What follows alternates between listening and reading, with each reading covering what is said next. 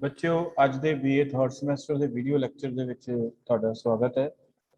ਅੱਜ ਦੇ ਲੈਕਚਰ ਦੇ ਵਿੱਚ ਅਸੀਂ ਇੱਕ ਛੋਟਾ ਜਿਹਾ ਟੌਪਿਕ ਜਿਹੜਾ ਡਿਸਕਸ ਕਰਾਂਗੇ। ਇਹਦਾ ਜਿਹੜਾ ਰੈਫਰੈਂਸ ਹੈਗਾ ਫਾਈਨੈਂਸ਼ੀਅਲ ਜਿਹੜੇ ਕੇਂਦਰ ਅਤੇ ਰਾਜਾਂ ਦੇ ਵਿਚਕਾਰ ਜਿਹੜੇ ਵਿੱਤੀ ਸੰਬੰਧ ਹੁੰਦੇ ਉਹਨਾਂ ਵਿੱਚ ਆਉਂਦਾ ਹੈ। ਹੁਣ ਇਸ ਟੌਪਿਕ ਨੂੰ ਅਸੀਂ ਜਿਹੜਾ ਹੈ ਫਾਈਨੈਂਸ ਕਮਿਸ਼ਨ ਦੇ ਨਾਮ ਨਾਲ ਜਾਣਦੇ ਹਾਂ। ਹੁਣ ਤੁਹਾਨੂੰ ਸਾਰਿਆਂ ਨੂੰ ਪਤਾ ਹੈਗਾ ਕਿ ਭਾਰਤ ਦੇ ਵਿੱਚ ਜਿਹੜਾ ਹੈ 15ਵਾਂ ਜਿਹੜਾ ਹੈ ਫਾਈਨੈਂਸ ਕਮਿਸ਼ਨ ਇਸ ਵੇਲੇ ਜਿਹੜਾ ਹੈ ਕੰਮ ਕਰ ਰਿਹਾ ਹੈ ਔਰ ਇਹਦੀ ਜਿਹੜੀ ਸਥਾਪਨਾ ਸੀਗੀ 1951 ਦੇ ਵਿੱਚ ਜਿਹੜੀ ਸੀਗੀ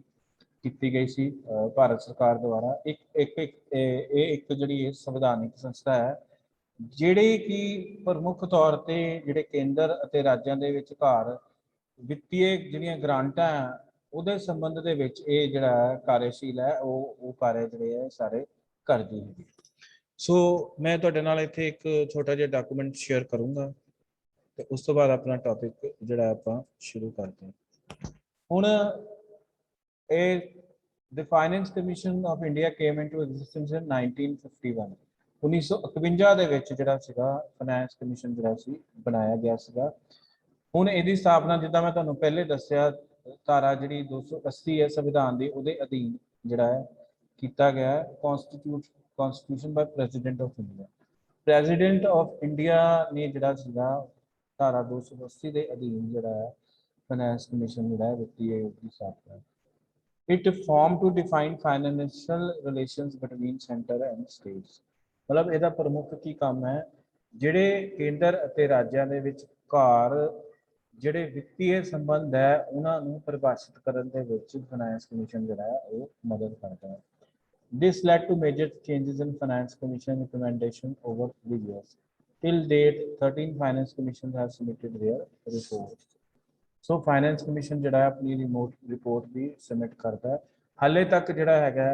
14 ਜਿਹੜੇ ਵਿੱਤੀ ਆਯੋਗ ਹੈਗੇ ਆ ਉਹ ਆਪਣੀਆਂ ਰਿਪੋਰਟਸ ਜਿਹੜੀਆਂ ਸਬਮਿਟ ਕਰ ਚੁੱਕੇ ਆ ਔਰ 15ਵਾਂ ਵਿੱਤੀ ਆਯੋਗ ਜਿਹੜਾ ਹੈ ਇਸ ਵੇਲੇ ਜਿਹੜਾ ਕੰਮ ਜਿਹੜਾ ਹੈ ਉਹ ਕਰ ਰਿਹਾ। ਸੋ ਇਹ ਜਿਹੜਾ ਕਮਿਸ਼ਨ ਹੈਗਾ ਇਹਦਾ ਕਾਰਜਕਾਲ ਜਿਹੜਾ ਹੈ ਸੰਵਿਧਾਨ ਦੇ ਅਨੁਸਾਰ ਜਿਹੜਾ ਹੈ 5 ਸਾਲ ਦਾ ਕਾਰਜਕਾਲ ਇਹਦਾ ਹੁੰਦਾ ਹੈ।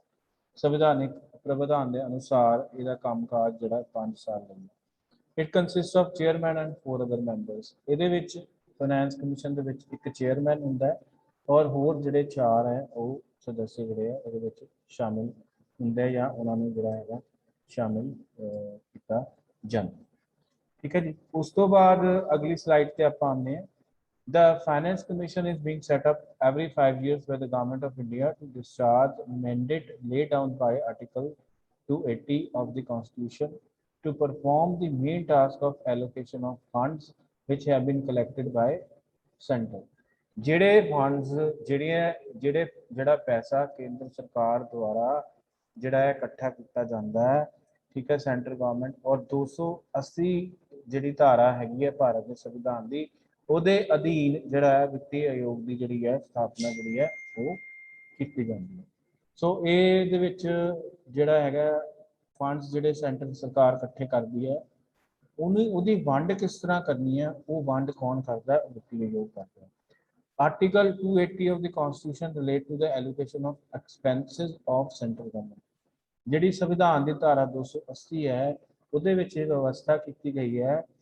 ਕਿ ਜਿਹੜੇ ਐਲੋਕੇਸ਼ਨ ਆਫ ਜਿਹੜਾ ਪੈਸਾ ਕੇਂਦਰ ਸਰਕਾਰ ਨੇ ਖਰਚਣਾ ਹੈ ਜਾਂ ਜਿਹੜਾ ਪੈਸਾ ਕੇਂਦਰ ਸਰਕਾਰ ਨੂੰ ਮਿਲਣਾ ਉਹਦੇ ਬਾਰੇ ਇਹਦੇ ਵਿੱਚ ਜਿਹੜੀ ਹੈ ਵਿਵਸਥਾ ਜਿਹੜੀ ਹੈ ਉਹ ਕੀਤੀ ਗਈ ਹੈ। ਠੀਕ ਹੈ ਜੀ। ਹੁਣ ਜੇ ਆਪਾਂ ਇਹਦੇ ਇਤਿਹਾਸ ਦੀ ਗੱਲ ਕਰੀਏ ਤਾਂ 1952 ਦੇ ਵਿੱਚ ਇਹਦਾ ਜਿਹੜੀ ਐਸਟੈਬਲਿਸ਼ਮੈਂਟ ਹੁੰਦੀ ਹੈ ਧਾਰਾ 280 ਦੇ ਅਧੀਨ president of India it was formed. ਮਤਲਬ ਇਹਦੇ ਵਿੱਚ ਜਿਹੜਾ ਹੈ ਜਿਹੜੇ ਕੇਂਦਰ ਅਤੇ ਰਾਜਾਂ ਦੇ ਜਿਹੜੇ ਸੰਬੰਧ ਹੈ ਵਿੱਤੀ ਸੰਬੰਧ ਹੈ ਉਹਨਾਂ ਨੂੰ ਪਰਿਭਾਸ਼ਿਤ ਕਰਨ ਵਾਸਤੇ ਜਿਹੜਾ ਹੈ ਸਾਰਾ ਕੀਤਾ ਜਾਂਦਾ। Terms of qualification and appointed and disqualification ਦੀ terms of eligibility and power of finance commission. Eligibility ਜਿਹੜੀ ਹੈ ਪਾਵਰ ਕਮਿਸ਼ਨ ਫਾਈਨੈਂਸ ਕਮਿਸ਼ਨ ਦੀ ਜਿਹੜੀ ਹੈ ਉਹ ਇਹਦੇ ਵਿੱਚ ਡਿਸਾਈਡ ਜਿਹੜੀ ਹੈ ਉਹ ਕੀਤੀ ਗਈ ਹੈ। ਸੋ ਅਗਰ ਅਸੀਂ ਇਹਦੇ ਫੰਕਸ਼ਨਸ ਦੀ ਗੱਲ ਕਰੀਏ ਪ੍ਰਮੁੱਖ ਕੰਮ ਜਿਹੜਾ ਇਹਦੇ function and the distribution between union and states and net proceeds of taxes which are to be or may be divided between them the allocation between states of respective shares such proceeds. So ਹੁਣ ਮੈਂ ਤੁਹਾਨੂੰ ਪਹਿਲੇ ਵੀ ਦੱਸ ਦਿੱਤਾ ਹੈ ਕਿ ਭਾਰਤ ਦੇ ਵਿੱਚ ਜਦੋਂ ਆਪਾਂ ਵਿੱਤੀ ਸਰੋਤਾਂ ਦੀ ਗੱਲ ਕਰਦੇ ਹਾਂ ਉਹਦੇ ਵਿੱਚ ਕੇਂਦਰ ਸਰਕਾਰ ਕੋਲ ਜਿਹੜੇ ਆ ਵਿੱਤੀ ਸਰੋਤ ਜ਼ਿਆਦਾ ਨੇ ਬਨਸਪਤ ਜਿਹੜੀਆਂ ਰਾਜ ਸਰਕਾਰਾਂ ਸੋ ਜ਼ਿਆਦਾ ਵਿੱਤੀ ਸਰੋਤ ਹੋਣ ਦੇ ਕਾਰਨ ਜਿਹੜਾ ਕੇਂਦਰ ਸਰਕਾਰ ਦਾ ਜਿਹੜਾ ਇਹਦੇ ਵਿੱਚ ਵੀ ਵਿੱਤੀ ਸੰਬੰਧਾਂ ਦੇ ਵਿੱਚ ਵੀ ਅਪਰ ਹੈਂਡ ਹੈ ਸੋ ਪਰ ਜਿਹੜਾ ਫਾਈਨੈਂਸ ਕਮਿਸ਼ਨ ਬਣਾਇਆ ਜਾਂਦਾ ਹੈ ਉਹਦਾ ਪਹਿਲਾ ਕਾਰਜ ਇਹ ਹੈ ਕਿ ਜਿੰਨਾ ਟੋਟਲ ਟੈਕਸ ਇਕੱਠਾ ਹੁੰਦਾ ਹੈ ਉਸ ਨੂੰ ਕੇਂਦਰ ਸਰਕਾਰ ਔਰ ਰਾਜ ਸਰਕਾਰਾਂ ਦੇ ਵਿੱਚ ਘਰ ਕਿਸ ਤਰ੍ਹਾਂ ਵੰਡਿਆ ਜਾਏ ਉਹਦੀ ਅਪਰੋਪਰੀਏਸ਼ਨ ਕਿੱਦਾਂ ਕੀਤੀ ਜਾਵੇ ਸੋ ਜਦੋਂ ਆਪਾਂ ਫਾਈਨੈਂਸ਼ੀਅਲ ਰਿਲੇਸ਼ਨਸ ਕੀਤੇ ਸੀ ਉਹਦੇ ਵਿੱਚ ਮੈਂ ਤੁਹਾਨੂੰ ਦੱਸਿਆ ਸੀਗਾ ਕਿ ਕੁਝ ਜਿਹੜੇ ਘਰ ਹੈ ਉਹ ਕੇਂਦਰ ਸਰਕਾਰ ਇਕੱਠੇ ਕਰਦੀ ਹੈ ਔਰ ਰਾਜਾਂ ਨੂੰ ਖਰਚਣ ਵਾਸਤੇ ਦੇ ਦਿੰਦੀ ਹੈ ਕੁਝ ਟੈਕਸ ਇਹੋ ਜਿਹੇ ਹੁੰਦੇ ਜਿਹੜੇ ਕੇਂਦਰ ਅਤੇ ਰਾਜ ਸਰਕਾਰ ਇਕੱਠੇ ਕਰਦੀਆਂ ਪਰ ਉਹ ਖਰਚਣ ਵਾਸਤੇ ਜਿਹੜਾ ਹੈ ਉਹ ਰਾਜ ਸਰਕਾਰਾਂ ਨੂੰ ਦੇ ਦਿੰਦੇ ਸੋ ਕੁਝ ਟੈਕਸ ਸੋ ਦੂਸਰਾ ਜਿਹੜਾ ਇਹਦਾ ਫੰਕਸ਼ਨ ਹੈਗਾ the measures needed to augment the consolidated fund of India to the state supplement to the resources of the panchayats in the states on the basis of recommendations made by the finance commission of the state ਹੁਣ ਇਹ ਜਿਹੜੇ ਵਿੱਤੀ ਆਯੋਗ ਹੈ ਉਹ ਰਾਜ ਪੱਧਰ ਉੱਤੇ ਪ੍ਰਾਂਤੀ ਪੱਧਰ ਉੱਤੇ ਵੀ ਇਹਨਾਂ ਦੀ ਸਟੈਬਲਿਸ਼ਮੈਂਟ ਕੀਤੀ ਗਈ ਹੈ ਔਰ ਜਿਹੜੇ ਪੰਚਾਇਤਾਂ ਨੂੰ ਪੈਸੇ ਐਲੋਕੇਟ ਕੀਤੇ ਜਾਣੇ ਆ ਉਹਦਾ ਵੀ ਜਿਹੜਾ ਉਹਦੇ ਸੰਬੰਧ ਦੇ ਵਿੱਚ ਵੀ ਇਹ ਜਿਹੜਾ ਹੈ ਪ੍ਰਮੁੱਖ ਜਿਹੜਾ ਹੈ ਕਾਰਜ ਕਰਦੀ ਹੈ ਫਿਰ the measures needed to augment the consolidated fund of the state supplement the resources of the municipalities in the state on the basis of recommendations made by finance commission of the state so consolidated fund ਜਿਹਨੂੰ ਸੰਚਿਤ ਨਿਧੀ ਕਹਿੰਦੇ ਆ ਜਿਹਨੂੰ ਸਰਕਾਰੀ ਖਜ਼ਾਨਾ ਕਹਿੰਦੇ ਆ ਉਹਦੇ ਵਿੱਚੋਂ ਜਿਹੜੇ ਰਾਜ ਦੇ ਸਰੋਤ ਹੈ ਪ੍ਰਾਂਤੀ ਸਰਕਾਰਾਂ ਦੇ ਸਰੋਤ ਹੈ ਔਰ ਜਿਹੜਾ ਪੈਸਾ ਮਿਊਨਿਸਪਲ ਕਾਰਪੋਰੇਸ਼ਨਸ ਔਰ ਮਿਊਨਿਸਪਲ ਕਮੇਟੀਜ਼ ਨੂੰ ਜਿਹੜਾ ਹੈ ਮਿਲਣਾ ਹੈ ਉਹ ਵੀ ਜਿਹੜੇ ਪ੍ਰਾਂਤੀ ਜਿਹੜਾ ਵਿੱਤੀ ਆਯੋਗ ਬਣਦਾ ਉਹਦੀ ਐਲੋਕੇਸ਼ਨ ਜਿਹੜਾ ਹੈ ਉਹ ਕਰਦਾ ਹੁਣ ਨੈਕਸਟ ਸਲਾਈਡ ਤੇ ਆਪਾਂ ਆਨੇ qualification should have qualification of judge of high court ਜਿਹੜੇ ਵਿਅਕਤੀ ਨੇ ਜਿਹੜਾ ਇਹਦਾ ਮੈਂਬਰ ਬਣਨਾ ਹੈ ਉਹ ਜਿਹੜਾ ਉਹ ਜੱਜ ਹੋਣਾ ਚਾਹੀਦਾ high court the should have knowledge of government finances and accounts ਉਸ ਨੂੰ ਜਿਹੜਾ ਹੈ ਸਰਕਾਰੀ ਜਿਹੜੇ ਫੰਡਸ ਹੈਗੇ ਆ ਜਾਂ ਫਾਈਨੈਂਸਿਸ ਹੈਗੇ ਆ ਜਾਂ ਉਹਦੇ ਨਾਲ ਸੰਬੰਧਿਤ ਜਿਹੜੇ ਅਕਾਊਂਟ ਹੈ ਉਹਨਾਂ ਦੀ ਨੌਲੇਜ ਹੋਣੀ ਚਾਹੀਦੀ ਹੈ he had the experience in the administration and financial expertise financial expertise जी है व्यक्ति की जी है वो होनी चाहिए have special knowledge of economics उन्होंने जड़ा है अर्थशास्त्र की चंगी जी है नॉलेज जी है वो होनी चाहिए फिर powers of the commission has all the powers of the civil court as per code of civil procedure 1908 का जिहड़ा सिविल प्रोसीजर कोड है और ਉਹਨੂੰ ਜਿਹੜਾ ਇੱਕ ਸਿਵਲ ਕੋਰਟ ਜਿੰਨੀਆਂ ਜਿਹੜੀਆਂ ਸ਼ਕਤੀਆਂ ਜਿਹੜੀਆਂ ਪ੍ਰਾਪਤ ਹੈਗੀਆਂ ਠੀਕ ਹੈ ਜੀ can summon enforce the attendance of any witness or ask any person to deliver information or produce document ਮਤਲਬ ਉਹ ਕਿਸੇ ਵੀ ਵਿਅਕਤੀ ਨੂੰ ਜਿਹੜਾ ਹੈ ਸਮਨ ਕਰ ਸਕਦੇ ਆ ਉਹਦੀ ਹਾਜ਼ਰੀ ਤਲਬ ਕਰ ਸਕਦੇ ਆ ਉਹਨੂੰ ਗਵਾਹ ਦੇ ਰੂਪ ਦੇ ਵਿੱਚ ਜਿਹੜਾ ਹੈ ਪੇਸ਼ ਕਰ ਸਕਦੇ ਆ ਔਰ ਉਹ person to deliver information or produce a document और उस व्यक्ति ਨੂੰ ਕਿਸੇ ਵੀ ਜਿਹੜਾ ਕੇਸ ਦੇ ਸੰਬੰਧ ਵਿੱਚ ਜਿਹੜਾ ਹੈ ਉਹ ਜਾਣਕਾਰੀ ਪ੍ਰਾਪਤ ਕਰ ਸਕਦੇ ਆ ਔਰ ਡਾਕੂਮੈਂਟ ਜਿਹੜਾ ਹੈ ਉਹ ਜਿਹੜਾ ਹੈਗਾ ਪ੍ਰੋਡਿਊਸ ਜਿਹੜਾ ਹੈ ਉਹ ਕਰ ਸਕਦੇ next shall be deemed to be civil court for the purposes of section 480 ਹੁੰਦਾ ਹੈ ਜੀ 482 and code of criminal procedure 1898 ठीक है जी आ सैक्शनस के अंडर जिहड़ी कार्रवाई होनी है ਉਹਦੇ ਲਈ ਉਹ कार्रवाई करने ਲਈ ਜਿਹੜਾ है कमीशन ਜਿਹੜਾ ਵਿੱਤੀ आयोग ਜਿਹੜਾ है वो कंपिटेंट अथॉरिटी ਜਿਹੜਾ हैगा अच्छा किस मैंबर ਨੂੰ डिसकुआलीफाई किया जा सकता है ਵਿੱਤੀ आयोग ਦੇ ਵਿੱਚੋਂ ਮੈਂਟਲੀ ਅਨਸਾਊਂਡ ਜਿਹੜਾ ਹੈਗਾ he has been convicted of immoral offense ਵਾਸਤੇ ਜਿਹੜਾ ਹੈ जिस जोड़ा है कन्विक्ट जोड़ा किया गया होए वो व्यक्ति को जोड़ा कमीशन के मैंबर के रूप के रहन का कोई जोड़ा हक नहीं है ਉਹਨੂੰ ਜਿਹੜਾ मतलब ਕੀਤਾ ਜਾ ਸਕਦਾ।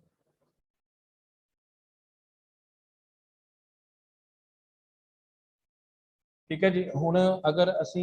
वित्तीय आयोग की गल करिए, इन्होंने चेयरमैन की गल करिए, फस्ट वित्तीय आयोग बनया 1951 के सी नियोगी जिहड़े सीगे इहदे चेयरमैन सीगे पहले 1952 तो लैके 1957। जिहड़ा दूसरा वित्तीय आयोग बनया 1956 बनया, इहदे जिहड़े चेयरमैन सीगे के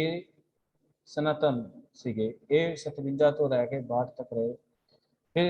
60 ਦੇ ਵਿੱਚ तीसरा वित्तीय आयोग बनया ए के चंदा ਜਿਹੜੇ ਸੀਗੇ ਇਹਦੇ चेयरमैन ਸੀਗੇ 62 ਤੋਂ 66 तक। फिर ਜਿਹੜਾ फोर्थ ਜਿਹੜੇ ਇਹਦੇ चेयरमैन ਸੀਗੇ 1964 ਦੇ ਵਿੱਚ पीवी राजामल 66 ਤੋਂ 69 तक। फिर 6वां बनया 72 ਦੇ ਵਿੱਚ के ब्रह्मानंद रेड्डी ਸੀਗੇ ਇਹਦੇ ਜਿਹੜੇ चेयरमैन 1974 ਤੋਂ 79 तक।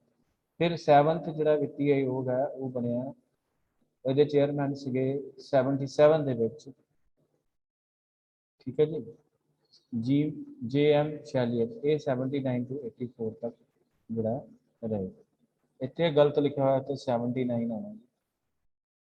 ਫਿਰ 83 ਦੇ ਵਿੱਚ ਵਾਈ ਬੀ ਚੌਹਾਨ, ਇਹ ਕਿਸੇ ਵੇਲੇ ਭਾਰਤ ਦੇ ਵਿੱਤ ਮੰਤਰੀ ਵੀ ਜਿਹੜਾ ਰਹੇ ਵਾਈ ਬੀ ਚੌਹਾਨ 1984 ਤੋਂ ਲੈ ਕੇ 1989 ਤੱਕ। ਫਿਰ 9ਵਾਂ ਬਣਿਆ 87 ਦੇ ਵਿੱਚ ਐਨ ਕੇ ਪੀ ਸਾਲਵੇ, ਜਿਹੜੇ ਵਿੱਤੀ ਆਯੋਗ ਦੇ ਜਿਹੜੇ ਚੇਅਰਮੈਨ ਸੀ 89 to 95 ਤੱਕ। ਫਿਰ ਉਸ ਤੋਂ ਬਾਅਦ 11th ਜਿਹੜਾ ਸੀਗਾ ਉਹ ਬਣਿਆ 1995 ਤੋਂ ਲੈ ਕੇ 1995 ਤੋਂ ਲੈ ਕੇ ਇਹ ਬਣਿਆ ਕੇ ਸੀ ਪੰਥ ਬਣੇ 1995 92 ਦੇ ਵਿੱਚ, 1995 ਤੋਂ ਲੈ ਕੇ 2000 ਤੱਕ ਇਹ ਜਿਹੜਾ ਸੀ ਰਿਹਾ। ਫਿਰ 98 ਦੇ ਵਿੱਚ AM ਖੁਸਰੋ ਬਣੇ, 2005 ਤੱਕ ਜਿਹੜਾ ਹੈ ਇਹ ਰਹੇ। ਫਿਰ 2003 ਦੇ ਵਿੱਚ ਜਿਹੜੇ ਹੈ ਸੀ ਰੰਗਰਾਜਨ, ਜਿਹੜੇ ਸੀ ਰੰਗਰਾਜਨ ਸੀਗੇ ਇਹ ਸੀ ਰੰਗਰਾਜਨ ਜਿਹੜੇ ਸੀਗੇ ਇਹ RBI ਦੇ ਗਵਰਨਰ ਵੀ ਰਹੇ ਹੈ, ਰਿਜ਼ਰਵ ਬੈਂਕ ਆਫ ਇੰਡੀਆ ਦੇ ਜਿਹੜਾ ਗਵਰਨਰ ਵੀ ਜਿਹੜਾ ਹੈ ਇਹ ਰਹੇ। ਫਿਰ 13ਵਾਂ ਜਿਹੜਾ ਬਣਿਆ 2007 ਦੇ ਵਿੱਚ ਵਿਜੇ ਐਲ ਯੂਜ਼ਕਰ, 2010 ਤੋਂ 15 ਤੱਕ ਜਿਹੜੇ ਹੈ ਇਹਦੇ ਜਿਹੜੇ ਹੈ ਚੇਅਰਮੈਨ ਜਿਹੜਾ ਸੀਗਾ ਰਹੇ। ਹੁਣ ਇਹ ਸੀਗੇ ਇਸ ਵੇਲੇ 15ਵਾਂ ਜਿਹੜਾ ਹੈ ਵਿੱਤੀ ਆਯੋਗ ਜਿਹੜਾ ਹੈਗਾ ਮੇਰੇ ਹਿਸਾਬ ਨਾਲ ਜਿਹੜਾ ਹੈ ਕੰਮ ਕਰਦਾ ਪਿਆ। ठीक है जी। 15th finance commission was constituted by president in November 27 2017। Shri NK Singh, the former member of planning commission, was made its chairman. Among other things, the commission had asked him to look into the GST on the finance and both and central states. मेरा ख्याल 16वां वित्तीय आयोग ਜਿਹੜਾ ਹੈ ਉਹਦਾ ਗਠਨ ਜਿਹੜਾ ਹੈ ਹੋ ਚੁੱਕਾ ਹੈ ਮੇਰੇ ਹਿਸਾਬ ਨਾਲ, क्योंकि 19 तक ਸੀਗਾ ਤੇ ਸਰ 19 ਦੇ ਵਿੱਚ ਮੋਦੀ ਸਰਕਾਰ ਜਿਹੜੀ ਹੈ ਉਹ ਰਿਪੀਟ ਜਿਹੜੀ ਹੈ ਉਹ ਹੋਈ, ਇਸ ਕਰਕੇ ਜਿਹੜਾ ਸੋ ਇਹਦੇ ਨਾਲ ਜਿਹੜਾ ਹੈਗਾ ਹੈ ਤੁਹਾਡਾ how recommendation of finance commission are implement, those to be implemented by the order of the president. Order of the president ਦਾ ਮਤਲਬ ਹੈ ਕਿ ਪ੍ਰਧਾਨ ਮੰਤਰੀ ਔਰ ਉਸਦਾ ਮੰਤਰੀ ਮੰਡਲ ਪਹਿਲੇ ਇਹਨੂੰ ਮਨਜ਼ੂਰੀ ਦਿੰਦਾ ਹੈ, ਫਿਰ ਜਿਹੜਾ ਉਸ ਤੋਂ ਬਾਅਦ ਜਿਹੜਾ ਹੈਗਾ ਉਹ ਜਾ ਕੇ ਜਿਹੜਾ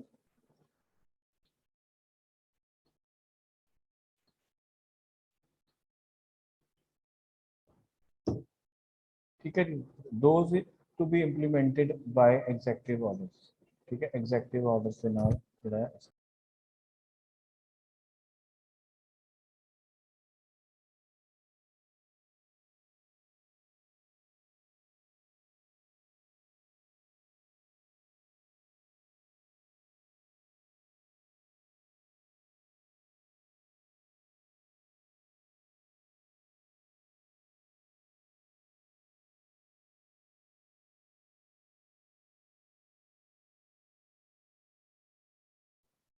सो अज का लैक्चर इत्थे ही मैं समाप्त करदा है, अज का वीडियो लैक्चर। सो अज थोड़ी लाइव क्लास लगेगी 12 तो 12:45 जिद्दां रोज़ लगती है। सो उहदे विच असीं जिहड़ा हैगा फंडामेंटल राइट्स वाला टॉपिक जिहड़ा है वो करांगे।